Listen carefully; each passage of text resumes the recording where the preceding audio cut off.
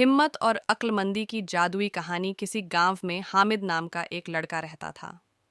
वह बहुत बहादुर और निडर था, लेकिन उसका दिल हमेशा किसी खास रोमांच की तलाश में रहता।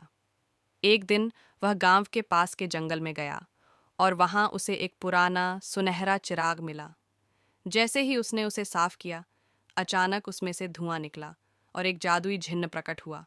जिन्न ने कहा, हे साहसी लड़के, मैं तुम्हारी 3 इच्छाएं पूरी कर सकता हूँ। हामिद बहुत खुश हुआ, लेकिन वह समझदार भी था। उसने पहली इच्छा मांगी, मुझे एक ऐसी किताब दो जो दुनिया के सारे रहस्य खोल सके। जिन्न ने उसे एक चमचमाती किताब दी। जब हामिद ने उसे खोला तो उसमें एक राज लिखा था। कहीं दूर एक किला है जहाँ एक दुष्ट जादूगर कैद है। जो भी उसे आज़ाद करेगा वह या तो दुनिया का सबसे बड़ा जादूगर बनेगा या हमेशा के लिए पत्थर में बदल जाएगा। हामिद रोमांच के लिए उत्साहित था, इसलिए उसने अपनी दूसरी इच्छा मांगी, मुझे एक जादुई ढाल दो जो हर खतरे से मेरी रक्षा कर सके।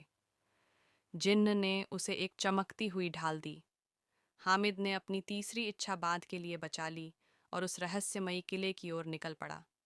जब वह किले में पहुंचा तो उसने देखा कि जादूगर जंजीरों में जकड़ा हुआ था। जैसे ही हामिद ने उसे मुक्त करने की कोशिश की, किला हिलने लगा और एक भयंकर विस्फोट हुआ। जादूगर जोर से हंसा और बोला, तुमने मुझे आज़ाद कर दिया, अब मैं तुम्हें पत्थर का बना दूंगा। लेकिन हामिद ने झट से अपनी जादुई ढाल उठा ली, जिससे जादूगर का काला जादू बेअसर हो गया।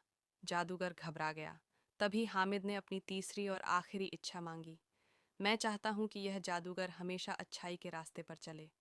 अचानक जादूगर का चेहरा बदलने लगा। उसकी सारी बुराई गायब हो गई और वह एक नेक इंसान बन गया।